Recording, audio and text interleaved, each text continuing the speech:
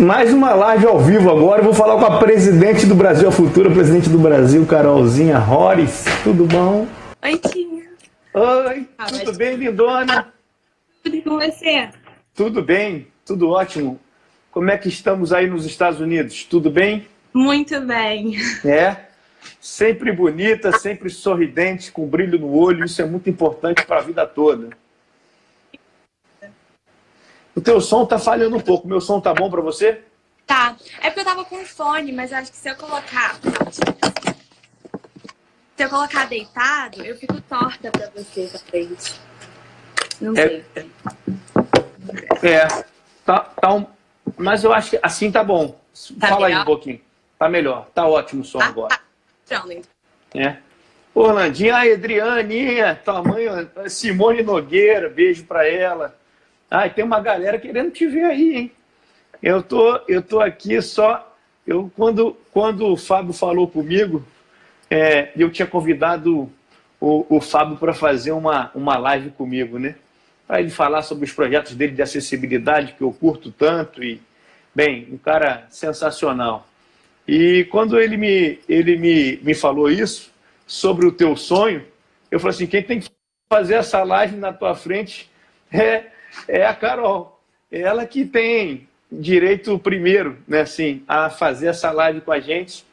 E aí ele conectou. Pouco assim, né? Porque hoje em dia, política é uma coisa bem complicada. E por todos esses escândalos e tal. E desde assim, de pequena, eu sempre falo que meu sonho é trabalhar com política. Meus amigos olham pra mim e falam assim, não, você... O teu sonzinho tá falhando, Carol. Esse foi meio... Olha, você fala, aparece e some. Não sei se é para mim só.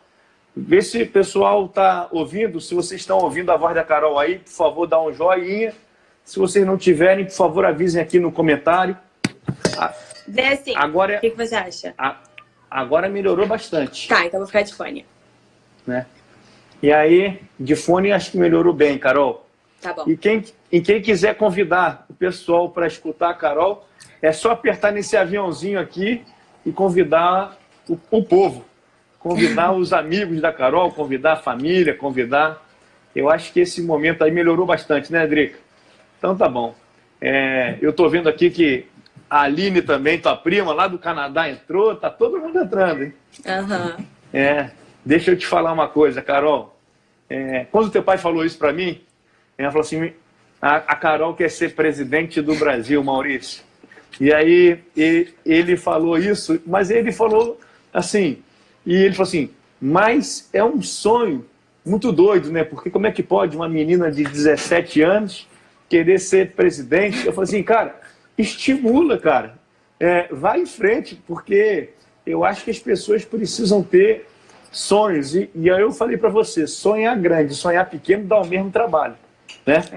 Então, o teu sonho pode não acontecer, mas se você estiver imaginando que é possível, né, a gente tem uma escada aí na vida que é para a gente poder conquistar nossos... E o primeiro objetivo dessas conquistas é a gente sonhar. Uhum. Eu tenho um sonho, depois a gente transforma esse sonho num plano de ação e isso traz para a gente assim, a condição de estar falando com uma moça que pode ser a futura presidente do Brasil. Olha que legal isso. Isso dá até nervoso, né? Fica até nervosa com as bochechas vermelhas, né? É uma coisa tão distante, né? Mas é isso, é um dia de cada vez. Mas o que fez você ter esse sonho? O que você pensou para falar assim, puxa, pai, quero ser presidente do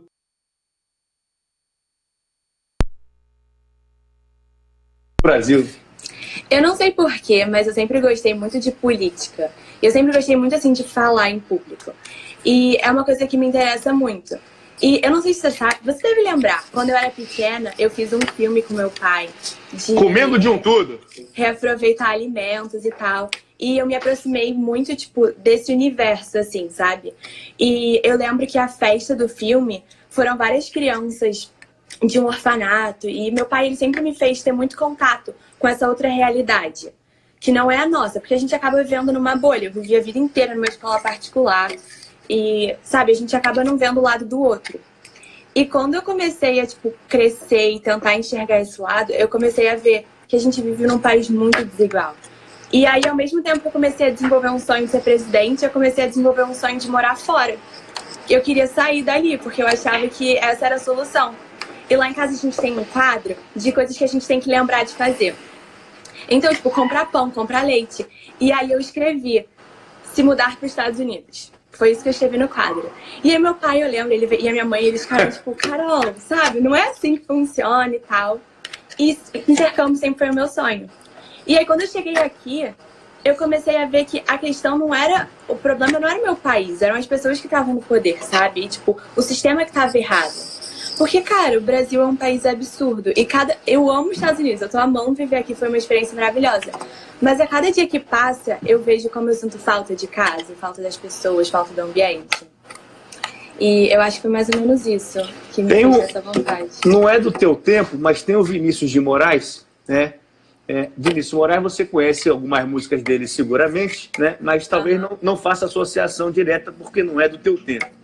Né? Mas embora o Vinícius Moraes não tenha tempo, ele é para todo o tempo, né? E aí ele falava o seguinte, ele foi morar fora. E quando ele foi morar fora, ele falou assim, morar no exterior é bom, mas é uma merda. E morar aqui no Brasil é uma merda, mas é bom. Ou seja,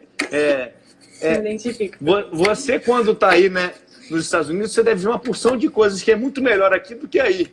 E quando você está aí, você vai ver uma porção de coisas que é muito melhor aí do que aqui. Né? Exatamente. E o que você está vendo aí, por exemplo, você que está estudando numa escola pública nos Estados Unidos, o que você está vendo de tão diferente da nossa realidade aqui no Brasil e que pode chamar a tua atenção até para as tuas propostas futuras, para os teus pensamentos, para as tuas articulações, não é isso?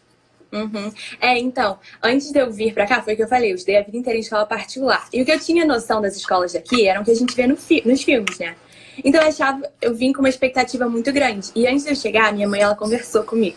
Ela falou assim, Carol, você tem que entender que existe um mundo fora da sua bolha. Então você vai lidar com pessoas de classes diferentes da sua, raças diferentes da sua. E vai ser uma experiência nova, mas você tem que estar aberta pra isso. E aí, quando eu cheguei aqui, eu percebi isso, sabe? É uma diversidade muito grande. E a infraestrutura que eles têm para as escolas públicas aqui, cara, é melhor que da minha escola particular no Rio de Janeiro. Eu amo a minha escola, não tô falando mal dela. Mas é muito louco como o sistema público de educação funciona e como todo mundo, sabe, tá indo pra Ivy League estudando escola pública. Você não precisa pagar, sei lá, quantos mil dólares por mês pra entrar numa faculdade dessa, entendeu? E uma coisa que eu acho muito legal aqui é que você tem as suas matérias obrigatórias e você tem as eletivas. Então, todo mundo tem que ter matemática, inglês, uma língua estrangeira, história e ciências. Mas você pode, desde o primeiro ano do ensino médio, começar a escolher aulas que estejam de acordo com a área que você está pensando trabalhar. Com o seu perfil. Sim, e eu acho que isso é muito interessante, porque os meus amigos daqui têm uma ideia muito maior do que eles querem fazer, sendo que aqui eu tô no junior year, que seria o segundo ano do ensino médio, do que os meus amigos no Brasil que estão no terceiro ano do ensino médio, têm que fazer vestibular, sabe? Porque você vai vendo o caminho que você quer seguir. E eu acho que isso é uma coisa que falta muito. Uma coisa que a gente faz muito cedo errado é tentar escolher a nossa profissão. Aos 17 anos, o que vai ser para o resto da vida inteira, né? Então, assim, nos Estados Unidos, o que eu vejo sempre é que há uma potencialização das pessoas serem técnicos, bons técnicos. Nem todo mundo precisa ir para uma graduação. Sim. Isso também é um defeito nosso, porque a gente precisa aprimorar aqui no Brasil a mão de obra técnica e, portanto, as escolas técnicas, que talvez não necessariamente você tem que ficar 5 anos fazendo o estudo de alguma área para poder ser alguém na vida. E acho que a valorização do técnico nos Estados Unidos é muito importante. Eu acho que essa talvez seja uma boa proposta para você aí, dentro do seu programa de governo. Deixa eu te perguntar uma outra coisa, Carol. Dica. Você falou de uma coisa que eu achei muito interessante.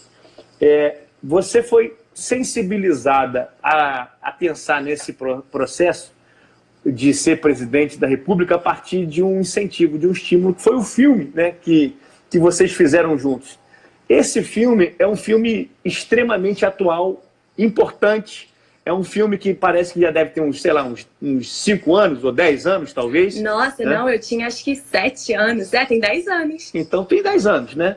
E é um vídeo absolutamente atual. Nesse momento ainda, onde há uma discrepância, onde ainda há muito racismo, onde há essa desigualdade toda social, essa polêmica toda de... Vocês estão vendo mais ainda nos Estados Unidos do que aqui, né? Esse movimento antirracismo, né? E eu vejo que você amadureceu, né, com esses estímulos.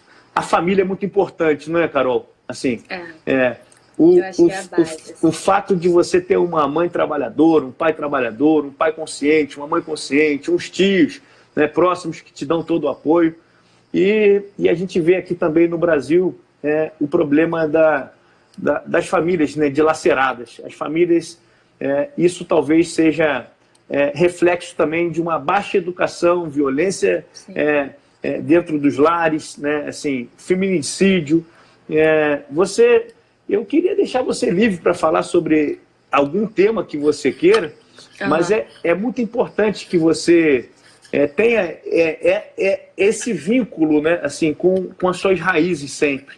É uma família muito do bem, é uma família que está sempre te incentivando, te estimulando e ao mesmo tempo te colocando na realidade.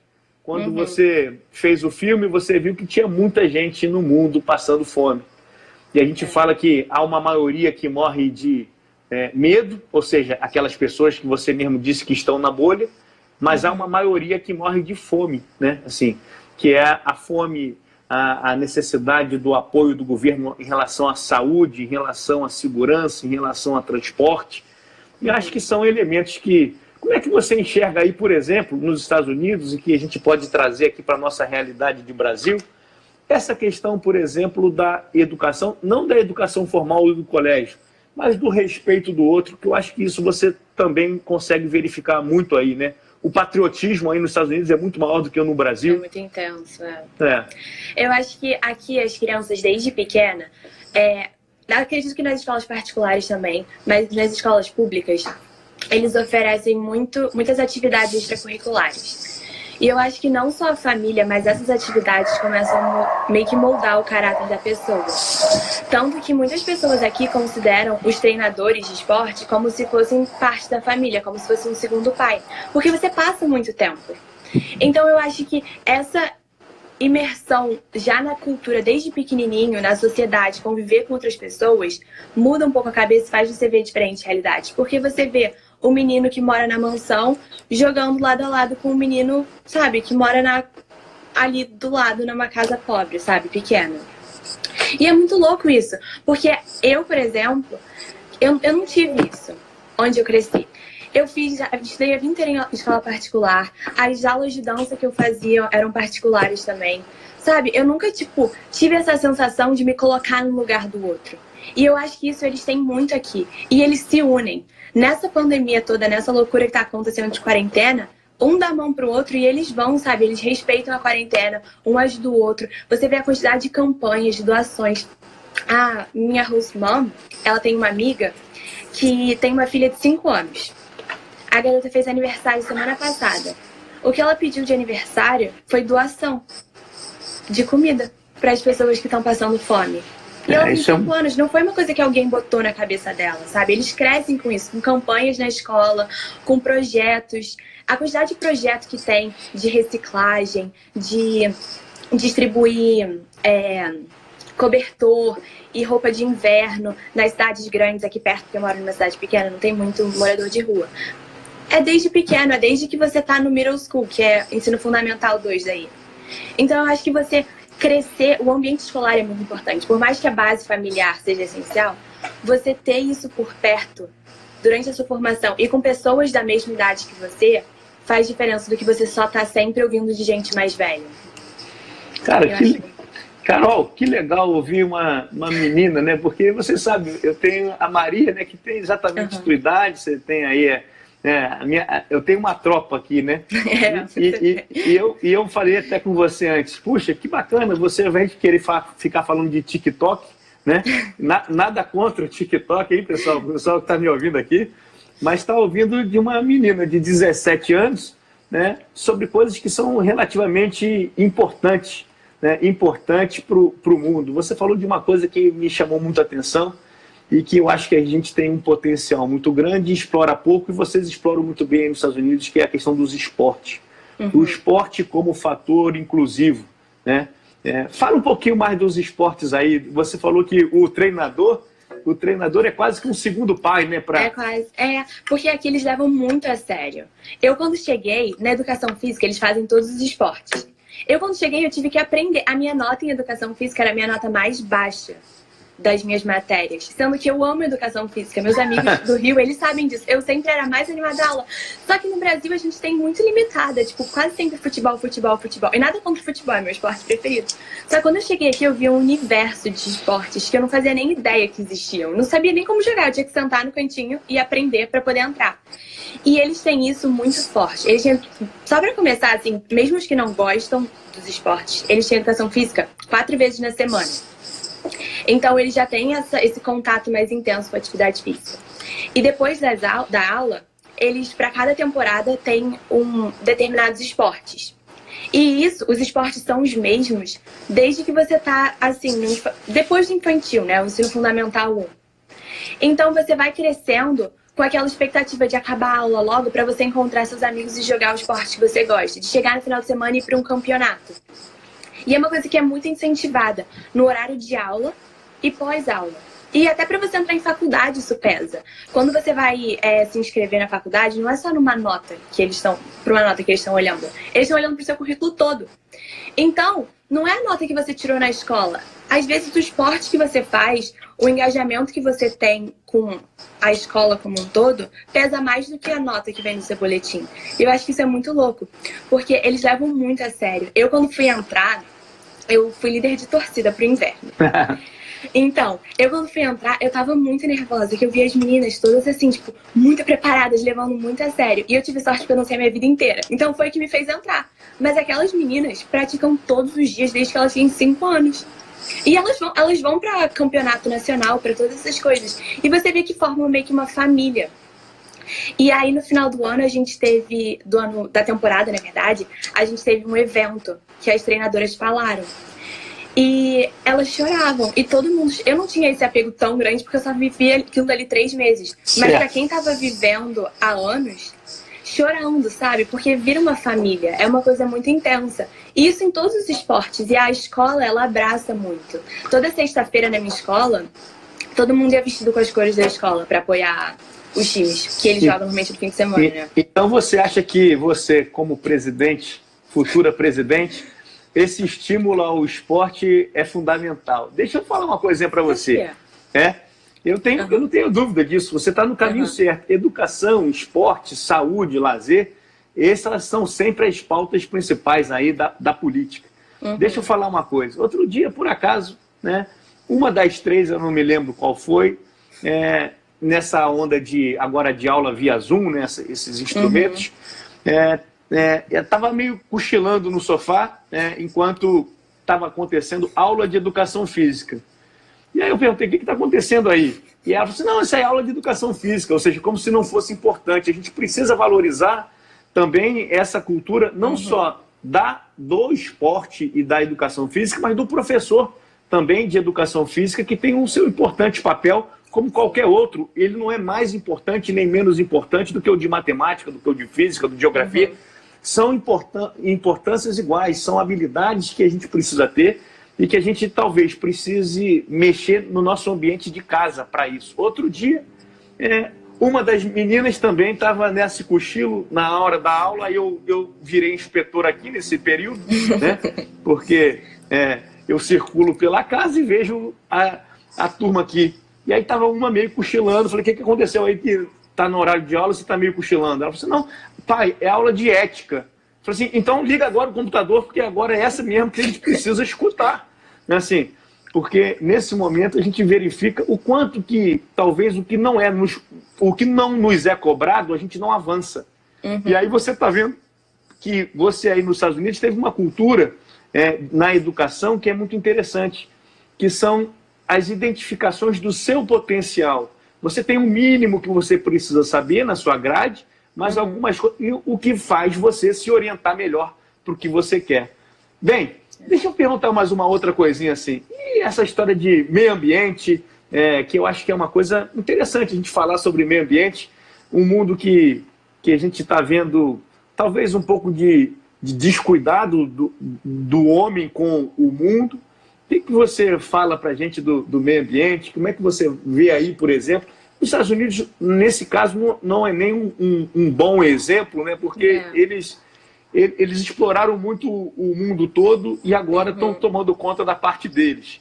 Mas para o Brasil, o que você está vendo aqui? Você está vendo as notícias, né? Você liga um jornal, liga uma televisão e aí você vê explorando a Amazônia e tal. Você tem alguma coisa para falar sobre isso? Você não pensou? Então, eu sempre fui, não sempre, mas de um tempo pra cá, os meus amigos e minha família sabem que eu sou muito chata com esse negócio de canudo, de copo de plástico, tudo. Eu sempre fico, sabe, falando no ouvido deles.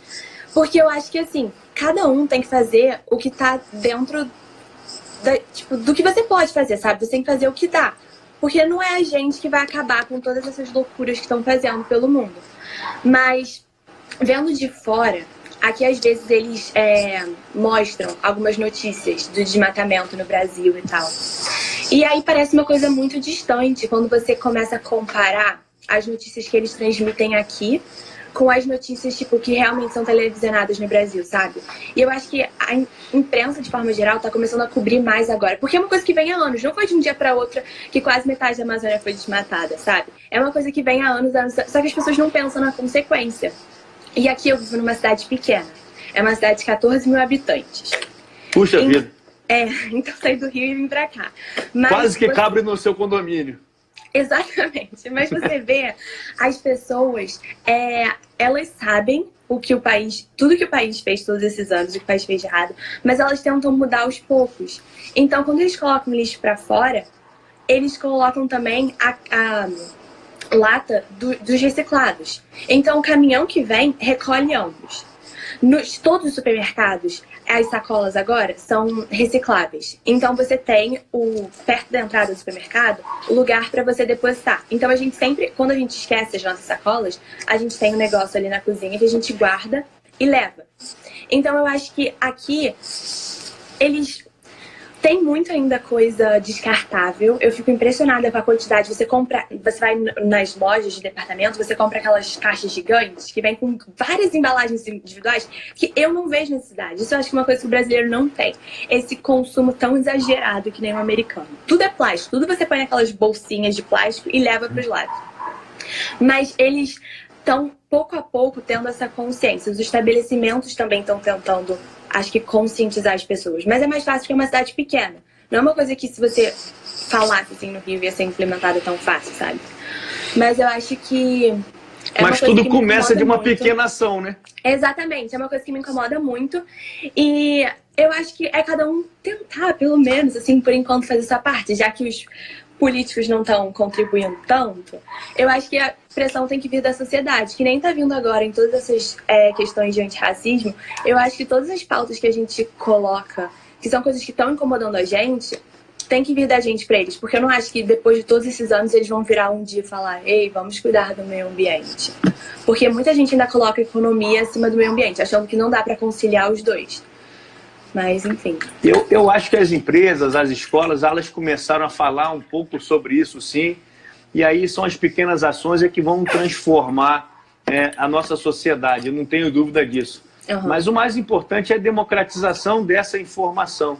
Como é que é essa história da tecnologia? Você falou na escola, eu vou voltar a essa questão, porque é muito importante. Uhum. Porque aqui, por exemplo, tuas amigas, provavelmente que estão no Brasil, estão te assistindo aí, elas estão assistindo as aulas normalmente, como as minhas filhas também estão, porque também estudam em colégio particular. Mas, por exemplo, não é a realidade da filha do nosso zelador aqui embaixo, que está sem aula. Porque, na verdade, as escolas públicas aqui não tiveram condição de oferecerem a eles uma condição de poderem, via tecnologia, assistirem a aula.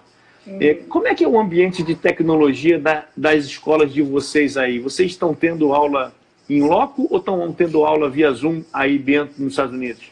Então, a minha escola é pública e todos os alunos, quando entram na escola, ganham um computador.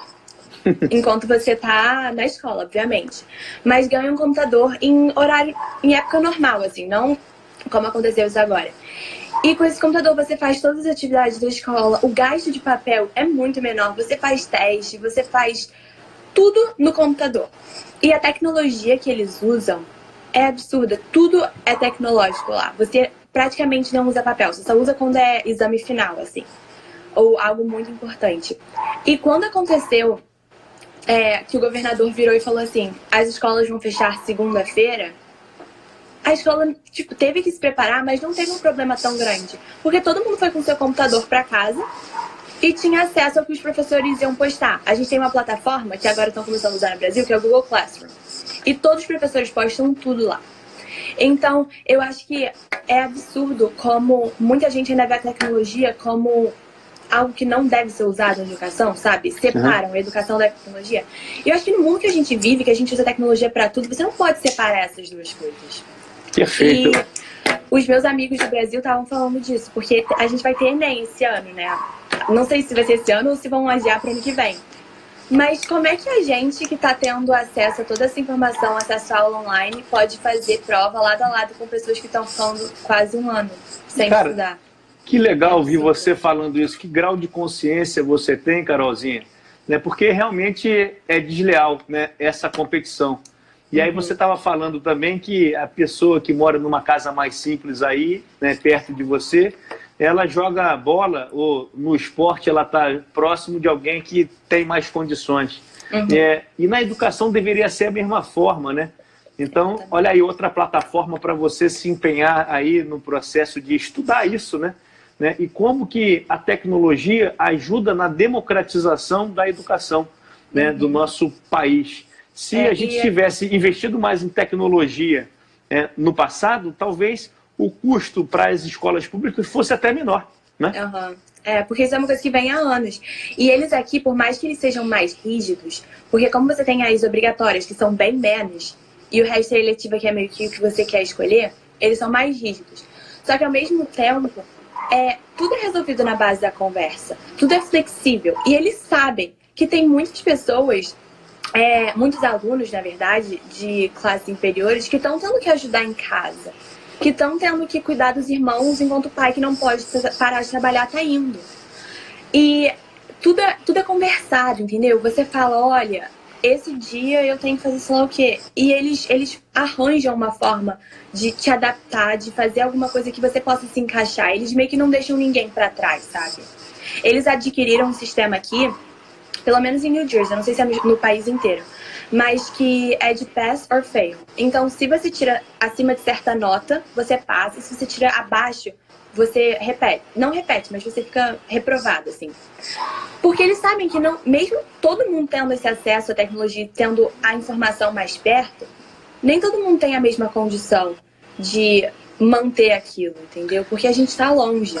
E você falou uma coisa que eu também adorei. Eles não deixam ninguém para trás. Ou seja, e quantas pessoas, né, nossos governos deixam para trás, né?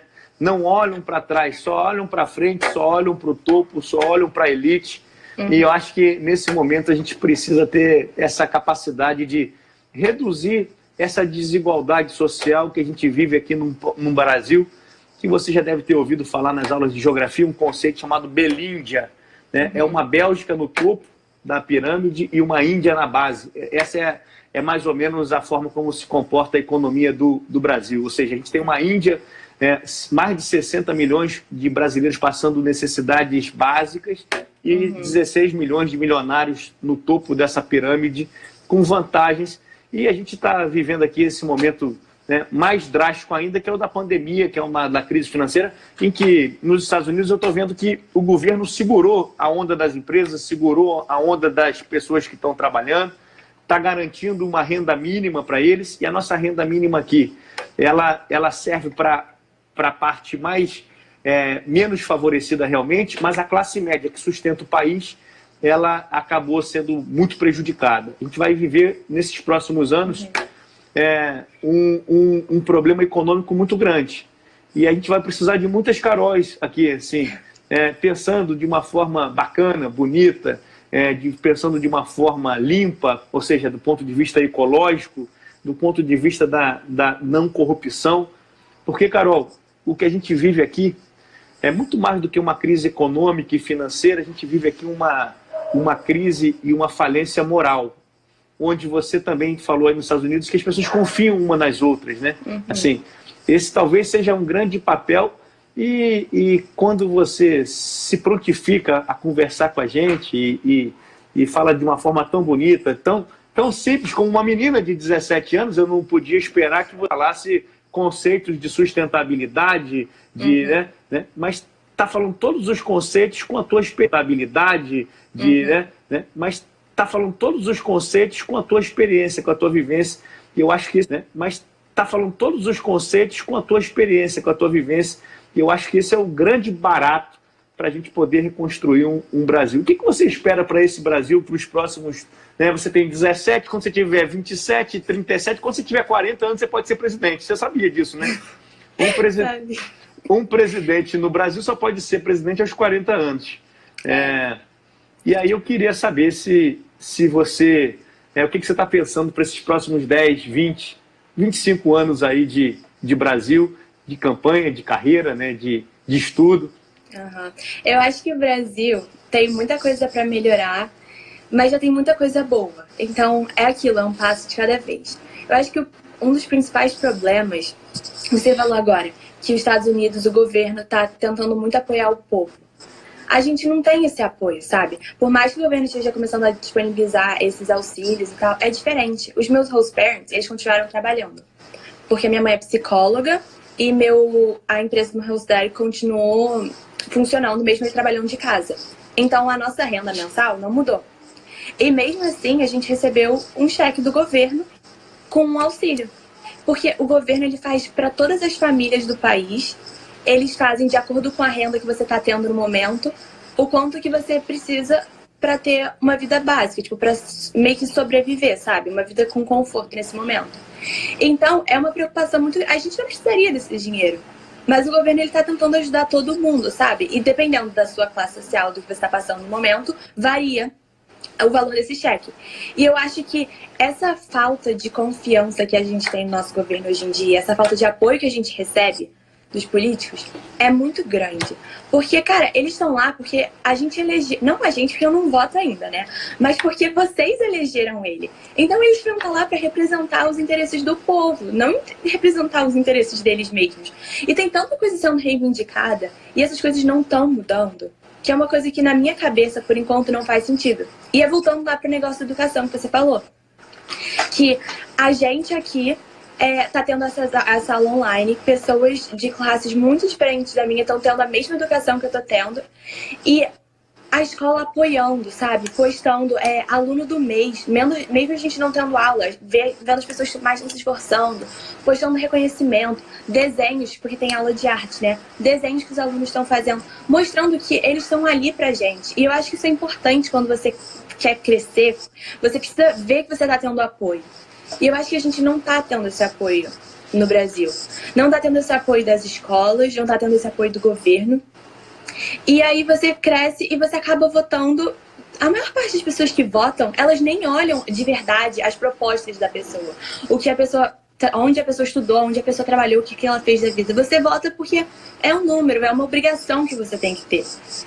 E eu acho que você acaba não votando em quem te representa. E as pessoas que estão lá têm que entender também que elas estão lá para te representar, não para representar os próprios interesses. Então eu acho que é meio que uma cadeia de apoio que tá faltando lá. E é por isso que o Brasil nesse momento não tá funcionando. E aqui, com todos os defeitos que tenham, eles estão dando as mãos para sair dessa crise juntos. E eu acho que é muito isso que falta, assim, no nosso país.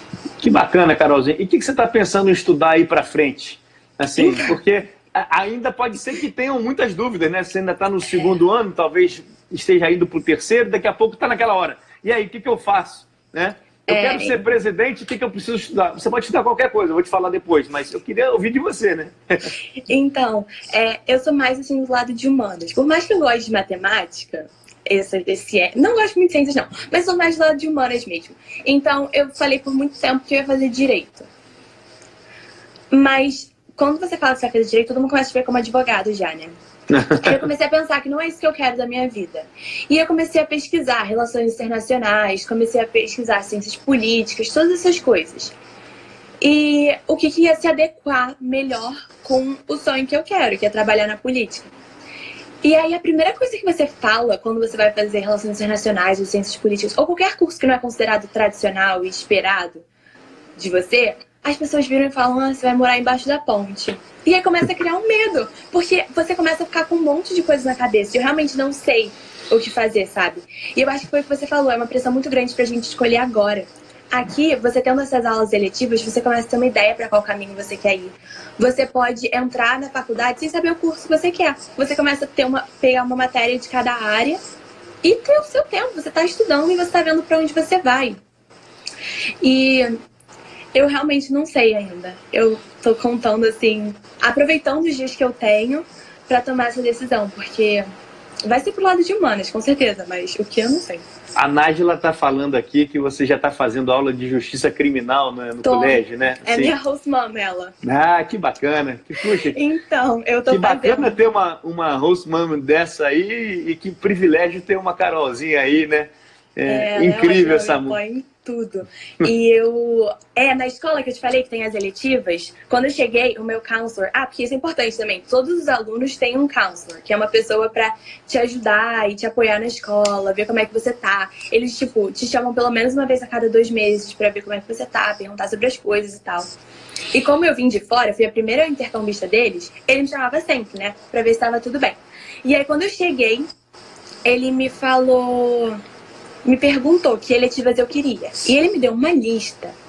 Você não imagina quantas coisas tinham naquela lista. Tinha muita coisa. E ele começou a perguntar, assim, pra que lado eu tava pensando em ir, qual eram meus sonhos, o que eu queria fazer. E a gente acabou chegando nisso, que eles chamam de direito civil e criminal.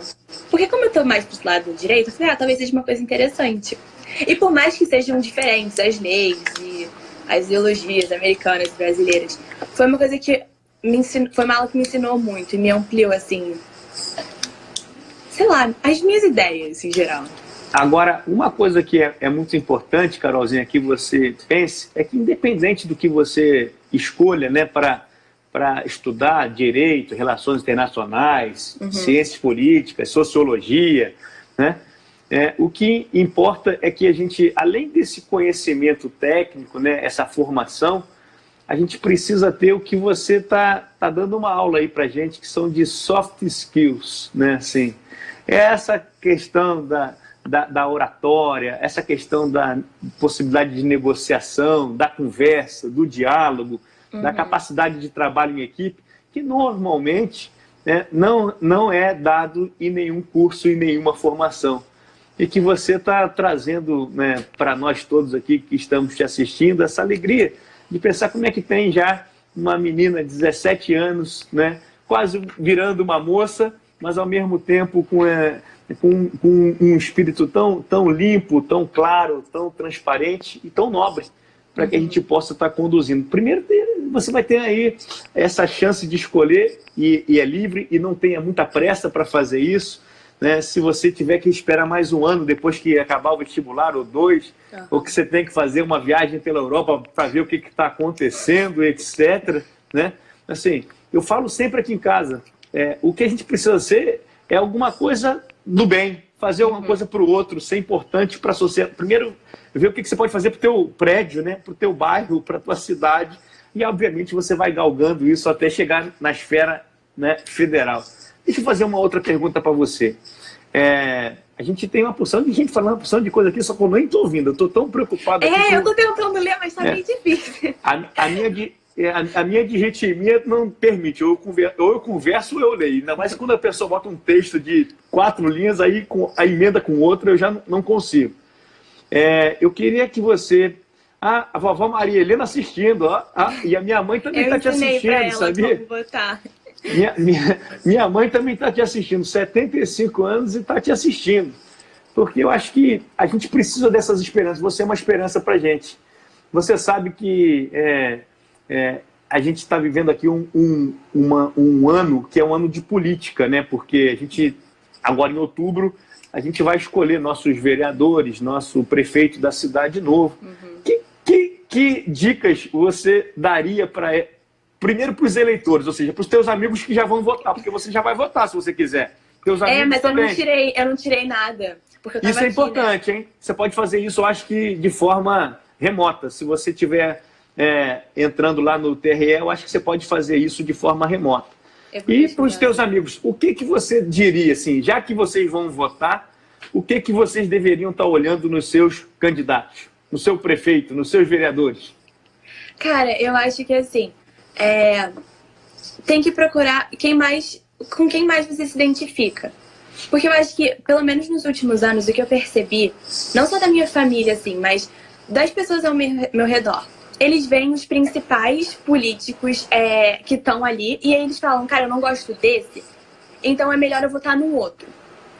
Só que aí, às vezes, você acaba meio que tirando o sentido da eleição, porque você tá ali pra votar em quem te representa e não só deixar de votar em quem não te representa. Porque você fica com medo daquele político que você não gosta de ser eleito, e aí você vota no segundo que tem mais votos, ao invés de você votar em quem você realmente quer, sabe? E eu acho que é isso. Você só tem direito de reclamar de quem tá no poder e do que as pessoas estão fazendo se você fizer o seu papel como cidadão. Então, não é pegar um panfletinho antes de você chegar lá pra votar e votar naquele número porque foi o que te deram quando você estava entrando ali. Você nem sabia quem estava concorrendo, não sabe nem o nome do cara. Você não sabe o número dele. Eu acho que é você... Chega, senta assim um dia que você não tem nada pra fazer, um dia de chuva, abre o computador e começa a pesquisar tipo, as propostas, com quem você se identifica, o que você gostaria de ver no governo. E é óbvio que não é uma garantia, porque muitos prometem muita coisa, chegam lá e não fazem nada. Mas pelo menos você está fazendo a sua parte, e aí você tem direito de reclamar. Mas votar em qualquer um, ou tipo, não aparecer e depois justificar qualquer coisa, e querer reclamar, eu acho que deixa de ser um direito seu, entendeu? É verdade. E o que você espera desses novos políticos? Você falou dos eleitores. E dos novos políticos, né? Eu espero que eles comecem a olhar para as pessoas, olhar para o povo mesmo, sabe? Quem tá botando eles ali. Porque, cara, o Brasil... Eu tava conversando disso com meu pai outro dia. O Brasil é um país tão absurdo. Eu converso com os meus amigos daqui e todo mundo tem uma curiosidade tão grande de conhecer e falam só coisas maravilhosas. E a gente tá se afundando, pouco a pouco. Eu tava numa aula de inglês, ninguém sabia. Foi meu primeiro dia na escola. Ninguém sabia que eu era intercambista, não sabia que eu era do Brasil. E aí tava falando assim, só que países de terceiro mundo, tipo o Brasil. Tem tantos países, sabe, piores que... E foi um exemplo que a pessoa deu, assim. Porque não conhece, não tá ali. E eu acho que é entender todas as riquezas que a gente tem, tudo que a gente tem pra oferecer e não destruir isso. Não pensar no seu próprio umbigo porque você vai poder comprar uma casa maior, sabe? É pensar, tipo, nas pessoas que não têm o que comer. Nos milhões de adolescentes, milhares de crianças que não vão ter um futuro porque você tá desviando verba pública ao invés de investir na educação. Sabe? Eu acho que falta muita empatia. Falta olhar pro outro. Falta, sabe, entender que a gente vive em sociedade. O que você tá fazendo agora com o outro vai te afetar em algum momento. Porque é o país que você mora. Sabe? Eu acho que o patriotismo aqui, por um lado, eu acho extremo e por outro lado eu acho muito importante, porque é esse amor ao país, é o amor ao povo, é o amor à cultura.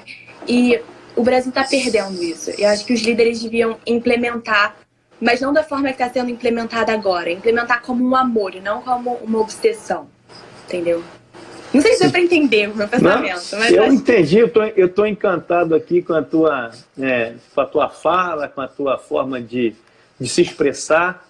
E eu acho que é isso mesmo. É olhar para o povo, é ter empatia, é desviar menos recursos, é fazer gestão, né? Porque a palavra gestão, não falta para a gente aqui dinheiro não, Carol. O que falta para a gente é gestão. É gestão pública, é gestão privada, é gestão da consciência, é gestão de pessoas, gestão de processos, gestão de tecnologia, né? A gente tem um Brasil rico e se a gente tiver pessoas, né, assim, que tenham essa mentalidade, essa visão, esse desejo genuíno, de poder consertar essa... Eu acho que tem conserto. Você acha que o Brasil tem conserto? Tem muita gente que fala assim, não acredito mais no Brasil. É óbvio Você acha que tem conserto, gente. É óbvio. Cara, olha o país que a gente mora, sabe? Olha, tipo, quantas belezas naturais, quantas coisas construídas também que são lindas. Olha o povo que a gente tem. Eu tava falando isso com meu pai. A gente vivendo crise política, sabe? Um monte de coisa acontecendo e a gente teve as Olimpíadas, a gente teve a Copa do Mundo e foi lindo. Ninguém tinha o que reclamar, sabe? A cultura que a gente tem é tão rica, a gente podia ser um país tão melhor do que a gente é hoje em dia. E eu acho que, claro, não vai ser de hoje para amanhã. Talvez não seja nem a minha geração que veja um Brasil tão melhor assim. Mas eu acho que é começar agora para ver as consequências lá na frente, para ver os resultados lá na frente. Não, tem conserto. Cara, eu fico muito feliz de ver assim, né? Você falando que o Brasil tem conserto, que tem jeito, tem gente que diz que quer pular do barco, que quer ir para o exterior, que quer morar. E você, quando está aí nos Estados Unidos agora e já daqui a pouco já deve estar voltando, né? Vai ter o nobre desafio de poder pensar o que você pode construir, o que você trouxe de melhor e que pode adaptar a nossa realidade, o que você pode conversar com seu amigo que talvez não pôde ter a chance ou a sorte de você ter ido morar esse tempo no exterior, né? E isso traz para a gente assim esperança, sabia?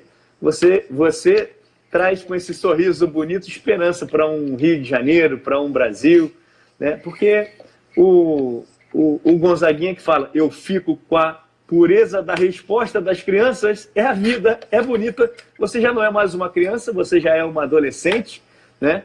E que a gente se alimenta disso com a frase do Ariano Suassuna, que a gente pode perder tudo na vida, mas não pode perder nem o humor, e nem o riso, e nem a esperança.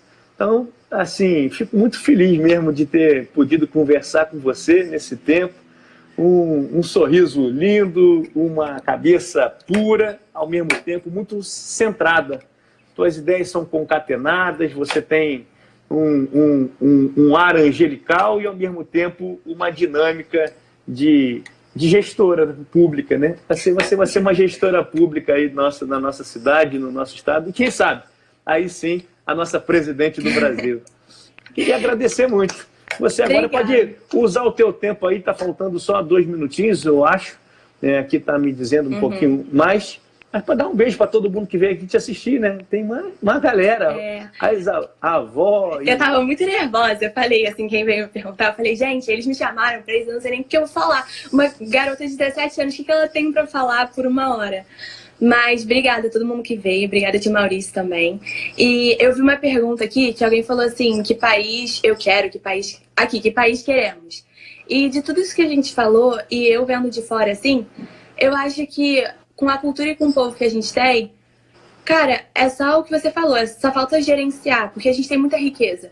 Então, toda vez que você for tomar uma decisão, toda vez que você for fazer alguma coisa, pensa como vai impactar o seu país de forma geral. Eu sei que parece ser uma coisa muito grande, como essa pequena decisão vai impactar um país. Mas pensa assim, se pode causar alguma coisa negativa para outra pessoa, para o seu vizinho, ou para alguém da sua família, para um amigo seu. Só pensa. Porque eu acho que aos pouquinhos, assim, que a gente vai conseguir evoluir. E se todo mundo fizer uma partezinha, um dia a gente vai chegar lá na frente. Eu sei que é um pensamento muito otimista, mas eu acho que se a gente não começar agora, a gente não vai chegar lá nunca. Nunca perca o teu otimismo, assim.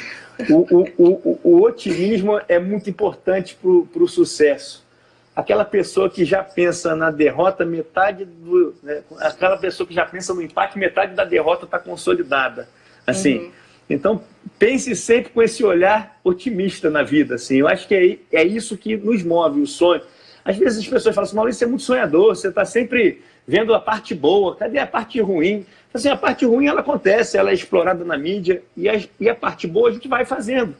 Um pouquinho, com as doses, e acho que deu uma travadinha, Carol. Eu não sei se travou para todo mundo, mas você com esse... não sei se travou para você, mas para mim deu uma travadinha sua. Você também. Então eu estava falando para você, né? Não perder o otimismo nunca. Assim, a gente vai tomar pancada na vida, a gente vai perder algumas pessoas que a gente gosta, a gente vai perder alguns planos que a gente tem, a gente vai perder alguns sonhos, mas a gente não vai desistir. Resiliência é uma palavra de ordem, inteligência emocional é uma outra questão que vocês vão precisar trabalhar muito. A gente vive uma sociedade volátil, instável, complexa, ambígua, e eu tenho certeza que a gente vai ter muitas novidades boas com você à frente dos projetos que tiver, seja da presidência ou da onde você escolher. Que bacana! E tantos elogios aqui para você, aqui, Amanda, Nádia, Murilo, assim, que bacana, assim, isso dá muito orgulho. Aí, Lília Beleira, tua tia também. Aí, Mariana, Guarani, só orgulho. A mãezona aí, Adriana, querida, parabéns. E eu acho que é isso, Carolzinha. Estou muito feliz e fiquei emocionado aí com essa nossa live, que para mim você me deu foi um presente. Um presente de saber. Foi teu pai, na verdade foi teu pai que provocou e ela falou assim, eu quero fazer a live com a Carol. E eu sabia que ia ser um sucesso, porque você é isso aí, tudo de bom para você. Um beijo, volte com tranquilidade para cá, volte com muitas ideias, avise para os teus amigos as tuas ideias, não tenha medo de compartilhar as ideias, isso é uma coisa que eu falo sempre. Às vezes a gente tem uma ideia boa e tem medo de compartilhar. Pode compartilhar. As pessoas boas, elas vão fazer as coisas acontecerem. As pessoas que estão negativas, elas vão reclamar, vão falar que você é louca, vão falar que não dá, que não pode, que não tem dinheiro. E a primeira coisa, quando o teu pai falou comigo, foi assim, deixa ela falar que quer ser presidente. Esse é o primeiro passo. O resto a gente vai vendo. Então é isso. Tamo junto ou não? É o projeto do teu pai, né? Assim, tamo junto, né? Obrigada, pai.